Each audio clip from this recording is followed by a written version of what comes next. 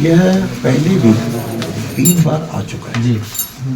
बहुत पहले तो एक बार कांग्रेस सरकार भी लाई थी और माननीय वसुंधरा जी के समय भी ये बिल आया, लेकिन कतिपय कुछ कमियों के कारण ये आगे एग्जीक्यूट प्रायोजक हैं cancer healer centre, new beginning. नहीं हुआ। इस बार विश्वास है कि जो वर्तमान परिस्थितियां हैं उसमें ऐसा बिल, मेरा व्यक्तिगत मत है, बाकी तो सदन उसको जिस प्रकार से पारित करेगा क्या होगा ये तो सदन का काम है, लेकिन मेरा व्यक्तिगत सोच है कि ये आज की आवश्यकता है।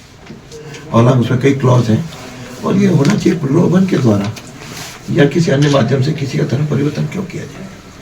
वो यदि स्वयं की इच्छा से भी कर रहा है वह भी किसी सिस्टम में तो आना चाहिए। इस बिल में शायद प्रावधान है कि स्वयं की इच्छा से भी करे तो 60 दिन के भीतर कलेक्टर को अपनी सूचना दे तो मालूम पड़े उसने किया है। प्रलोभन के द्वारा है तो उसको 10 साल की सजा का भी है। ऐसे कई उसे प्रोविजन है, लेकिन एक बार सदन में पूरी तरह विचार हो जाए उसके बाद इस पे ज्यादा लव जिहाद को उसी का है क्या?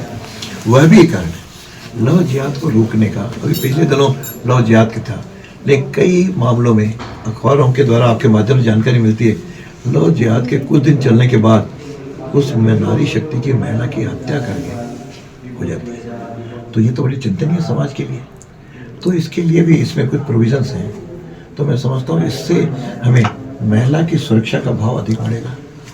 साथ में आम व्यक्ति अपने शुद्ध भाव से अपने धर्म जिसकी जो आस्था है उसकी पालना करता रहे और उसकी स्वतंत्रता जो दी है, लेकिन कहीं ना कहीं उसकी स्वतंत्रता यदि गैर कानूनी ढंग से कोई करता है तो ये गरीब लोगों के प्रति जिनके पास कहीं पैसे की कमी होती है, अपना प्रबल दे दिया, दबाव डाल दिया, उस आधार पे हो, ये तो हमारा संविधान नहीं कहता, न हमारा लोकतंत्र कहता है।